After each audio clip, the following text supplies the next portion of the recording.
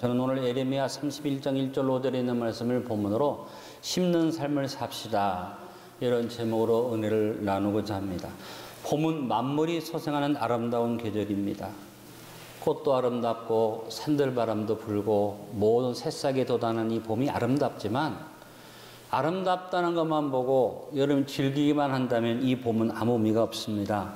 봄은 아름다움의 계절입니다만 그 아름다움 속에 수고와 땀이 있어야 하고 최선을 다하는 노력이 필요합니다. 그래서 봄은 바로 우리가 심는 자리가 봄인 것입니다.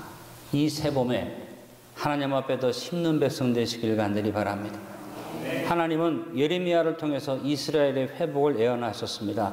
이스라엘의 새 봄을 예언하신 것입니다.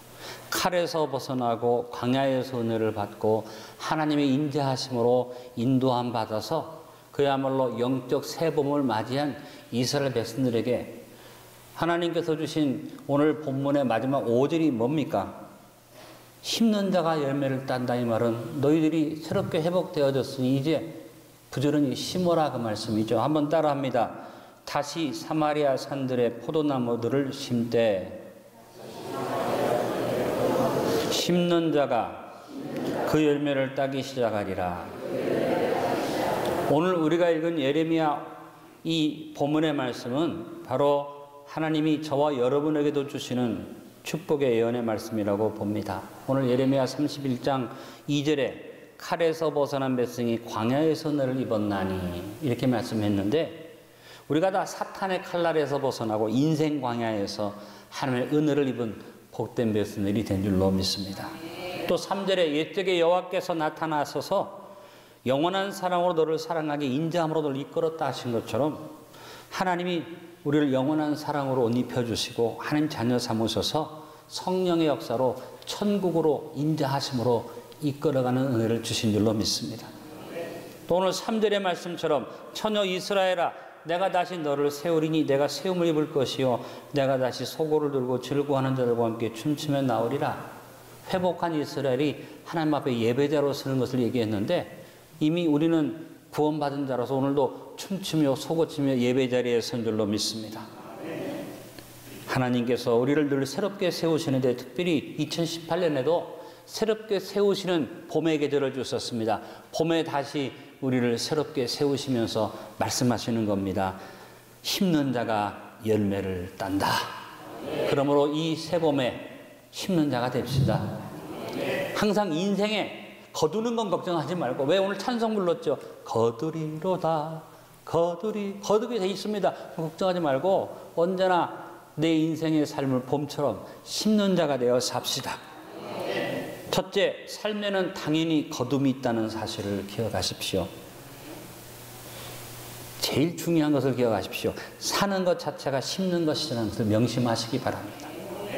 여러분이 만약에 심지 않으면, 아무것도 노력하지 않으면 그걸로 끝나는 게 아니에요. 뭘 심는 일이 됩니까? 게으름과 나태함을 심는 일이 됩니다.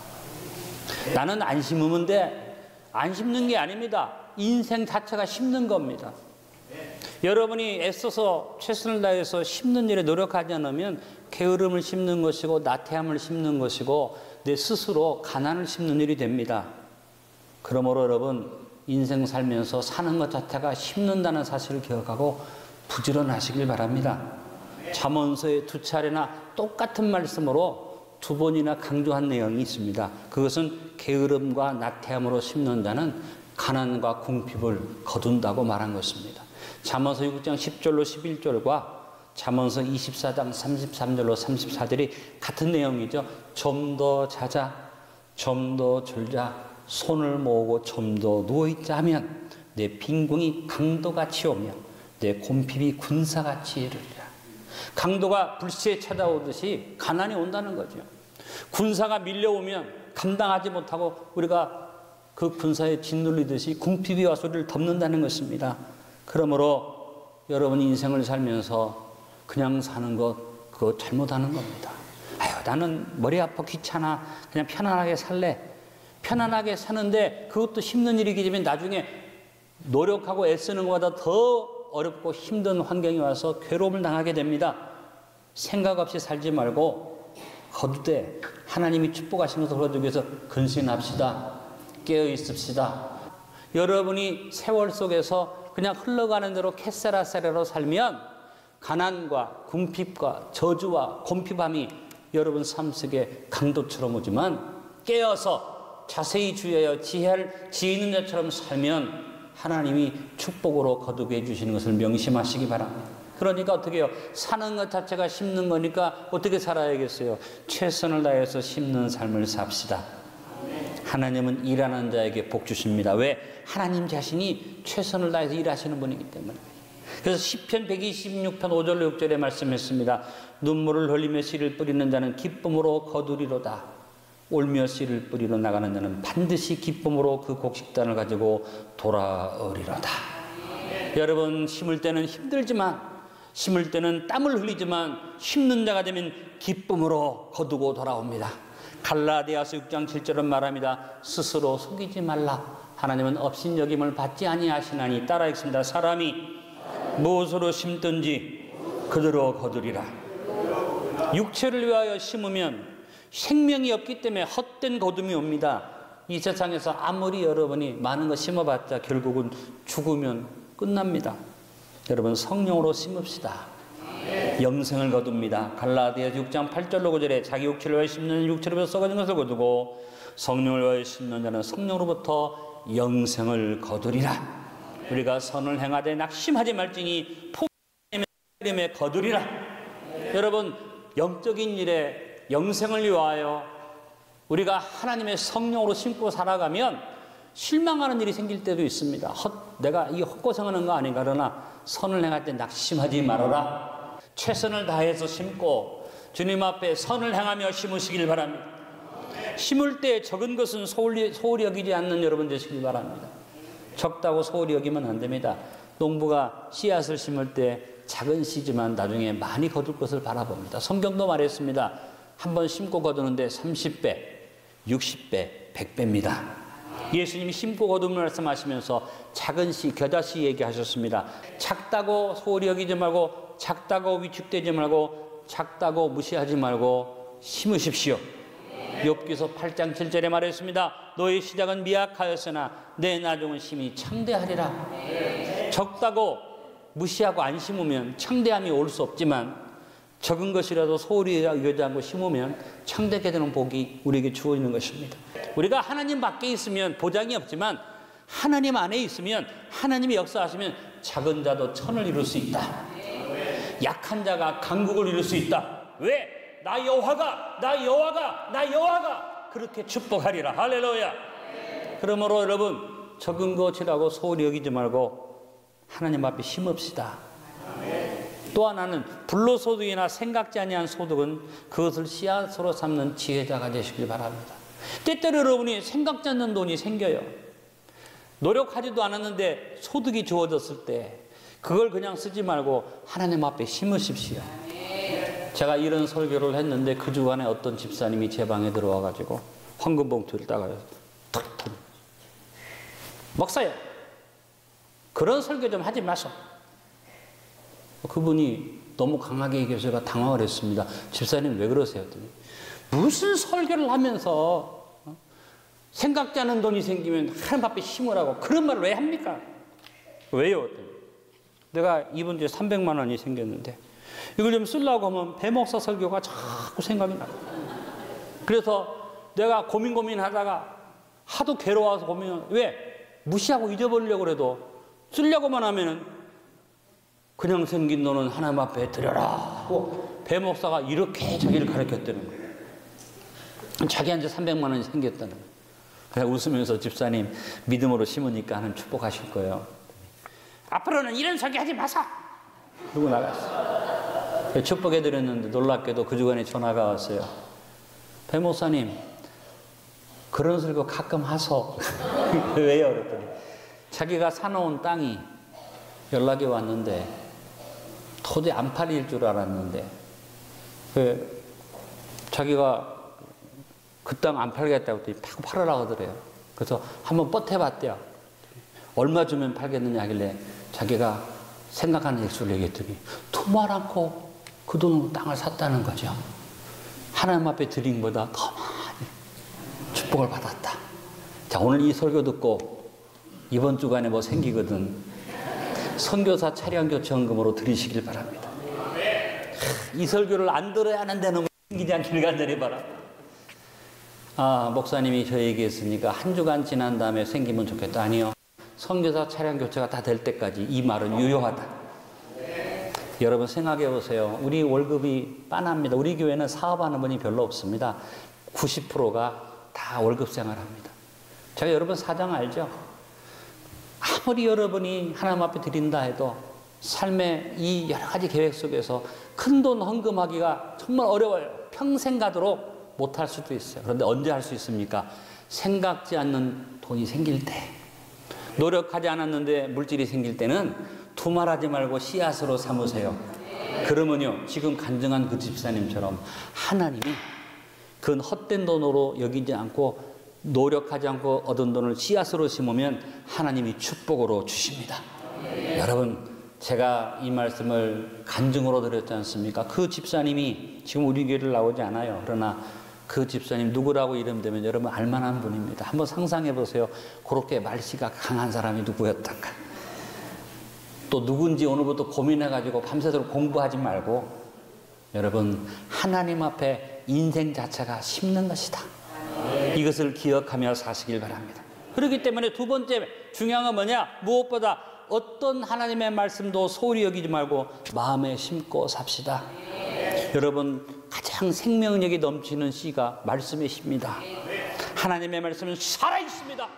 하나님의 말씀은 운동력이 있습니다. 하나님의 말씀은 능력이 나타납니다. 여러분 하나님의 말씀이 심어지면 거기에 생명력의 역사가 이루어지는 것입니다. 어떠한 말씀도 소홀히 여기지 않는 우리가 됩시다. 이번 수요일날 BRW 헌신 예배 드렸죠. 뭡니까? 말씀을 바이블 리딩 앤 라이팅, 우리가 하나님 말씀을 열심히 읽고 쓰고 묵상하자. 말씀을 소홀히 여기지 않는 안디옥 교우들에게, 마음판에 말씀을 심는 우리 안디옥 성도들에게 하나님이 축복해 주십니다. 여러분 하나님 말씀을 주하로 묵상합시다. 하나님 말씀을 묵상해서 믿음의 뿌리로부터 충실한 물기운이 올라오게 하고 우리의 줄기 속에 안전한 기운이 꽉 차게 만들고 우리의 가지에 깨끗한 하나님의 평강의 물줄기가 넘쳐서 우리의 싹들이 윤택하게 되기를, 기운차게 살게 되기를 예수님의 이름으로 축원합니다. 축원합니다. 축원합니다. 말씀을 마음판에 새기는 것이 바로 심는 삶이에요. 이번 봄에 더욱 말씀을 심읍시다. 여러분 말씀은 우리의 씨앗만 되는 게 아닙니다. 시편 119편 105절에 주의 말씀은 내 발의 등이요 내 길의 빛이니이다. 말씀을 마음에 심고 사는 사람에게 길이 열리고 길이 보여지고 길이 인도되는 것입니다. 세 번째, 하나님께 드리는 어떤 적은 예물도 결코 소리 여기지 말고 심고 삽시다. 하나님은 우리의 드리는 것을 귀하게 보시고 소중히 여기십니다.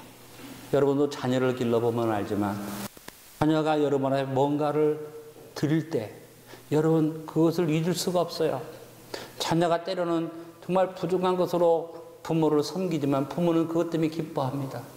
집안에 어르신들이 계신데 여러분들이 부모님께 많은 것들에서 부모님 기쁜 게 아닙니다. 여러분이 적은 거라도 어머니 아버지 해드리면 그렇게 기쁘신 거예요. 저희 어머님 살아계셨을 때 제가 어머니가 좋아하는 음식을 사드리면 어머니가 너무 기뻐하셨는데 우리 어머니가 먹는 것 때문에 기뻐한 게 아니에요. 아들이 자기가 좋아하는 것을 기억했다는 것 때문에 행복해 하십니다. 여러분이 부모님께 드리듯이 하나님께 드리십시오.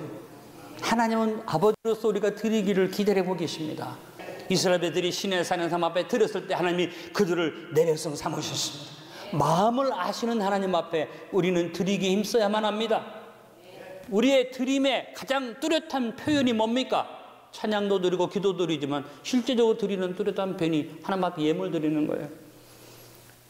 제가 여러분에게 헌금 강조하는 얘기가 아닙니다. 어떤 일이나 어떤 사업이나 언제나 하나님 앞에 먼저 드리십시오. 하나님 앞에 기본적으로 11조를 드리십시오. 늘 말씀드립니다만 우리가 기본적으로 그냥 누리는 게 너무 많아요. 이 자연 환경, 저 찬란한 햇빛, 신선한 공기 다 거저받습니다. 근데 하나님이 나에게 주신 소득의 11조를 드릴 때 일상의 삶 속에서 거저받은 것에 대한 감사가 포함되는 것입니다. 근데 우리가 하나님의 것을 인정하지 않고 안 드리면 일상에 대해서 이렇게 은혜를 입고도 은혜를 감사드리면 배은망덕한 자가 되는 것입니다. 소득의 11조가 소득의 10분의 1을 드리는 것이 아닙니다. 소득의 11조와 함께 일상에서 거둬주시는 하나님의 모든 은혜에 대한 감사가 됩니다. 그런데 세상 사람들은 이걸 가지고 비평을 하는데 아닙니다. 여러분이 거저드리는 것들이 얼마나 많은지를 생각해 보면서 여러분에게 목사로서 하나님이 준 축복의 법칙을 가르쳐 드립니다. 11조 생활하십시오. 하나님 앞에 10분의 1을 분명히 드리셔서 감사자가 되십시오. 근데 하나님 앞에 드릴 때 어떤 분들이 불평하는데 말씀드리고 싶습니다. 하나님이 여러분에게 뭘 드리라고 할 때 하나님께서 그냥 하지 않습니다. 고린도후서 9장 6절로 11절을 꼭 여러분이 곰곰이 묵상해 봐야만 합니다. 이것이 곱게 적게 심는 자는 적게 거두고 많이 심는 자는 많이 거둔다는 말이로다. 각각 그 마음에 정한 대로 할 것이요 인색함으로나 억지로 하지 말지니 하나님은 즐겨내는 자를 사랑하시느니라. 여러분 즐거움으로 내시되 마음에 정한 대로 하십시오. 하나님이 능히 모든 은혜를 너에게 넘치게 하시나니 이는 너희로 모든 일에 항상 모든 것이 넉넉하여 모든 착한 일을 넘치게 하려 하심이라. 기록된 바 그가 헛되어 가난한 자들에게 주었으니 그의가 영원토록 있느니라 함과 같으니라. 그 다음에 중요합니다. 따라합니다. 심는 자에게 씨와 먹을 양식을 주시는 이가.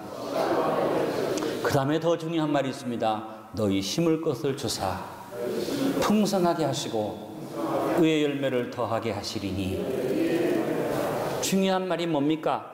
심는 자에게 씨와 먹을 양식을 주시는 분이에요. 하나님 앞에 드리는 일에 불평하는 사람은 복받을 자격이 없는 사람입니다. 왜? 하나님이 드리라 할 때는요 씨도 주신다고. 드릴 것도 하나님이 주시는 거예요. 드리고 나서 먹을 양식도 하나님이 주시는 거예요. 그 다음에 강조했습니다. 뭘 따릅니다. 심을 것을 주사. 심을 것을 주사.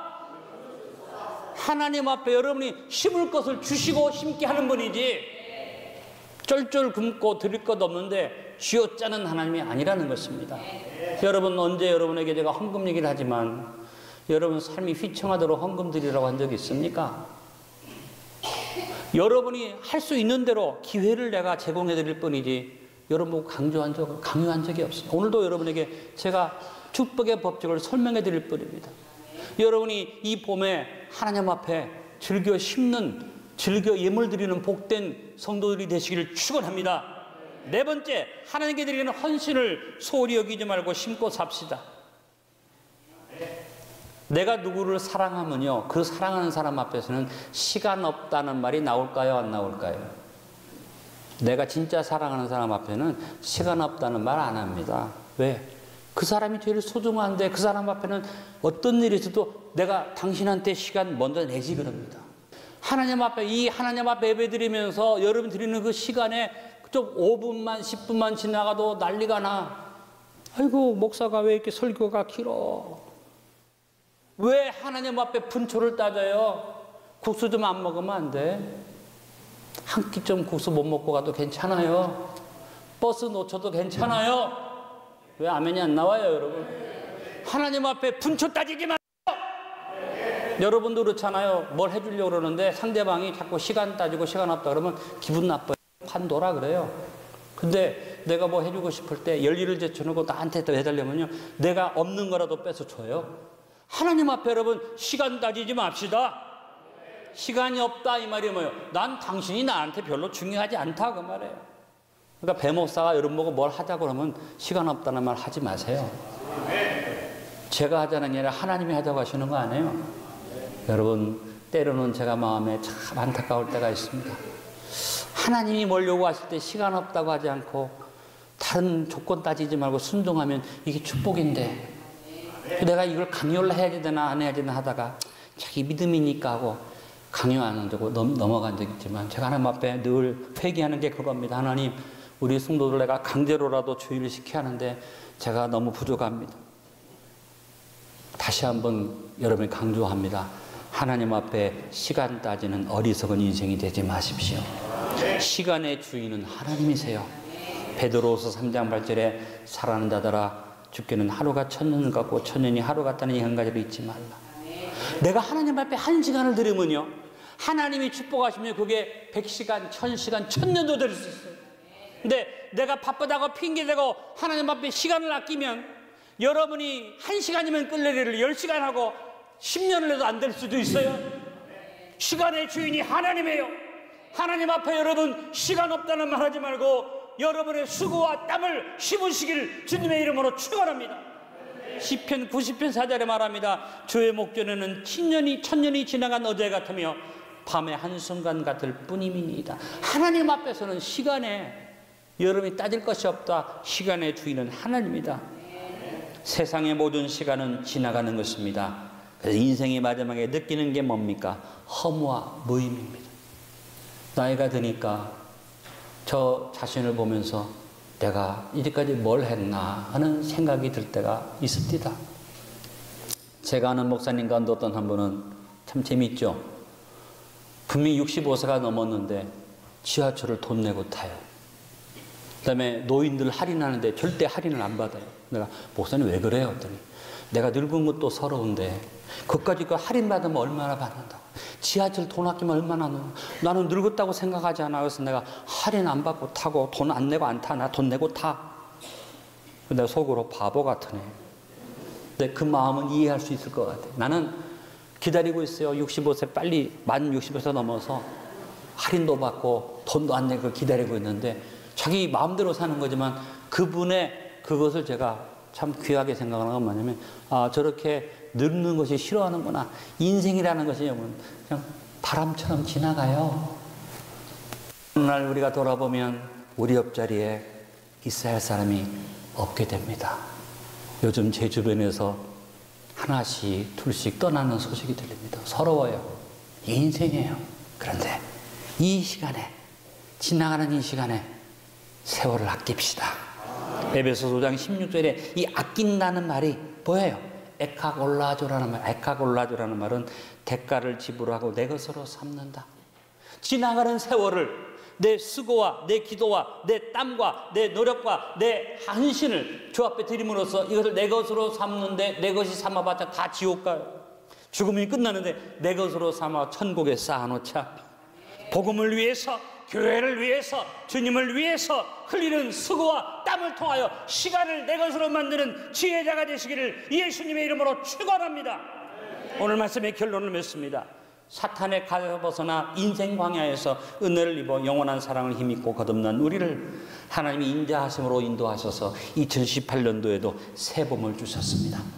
이 새봄 앞에 우리 삶자체가 심는 일임을 명심하고 최선을 다해서 심고 적은 것을 소홀히 여기지 말고 심고 생각지 않는 것이 주어졌을 때는 씨앗 삼는 삶을 삽시다. 그리고 무엇보다 마음판에 말씀을 심고 삽시다. 여러분의 물질을 아낌없이 주 앞에 심고 우리의 수고와 땀을 헌신을 기쁘게 심고 살아서 심는 자가 됩시다. 옆에 있는 분에게 인사합니다. 심는 삶을 삽시다.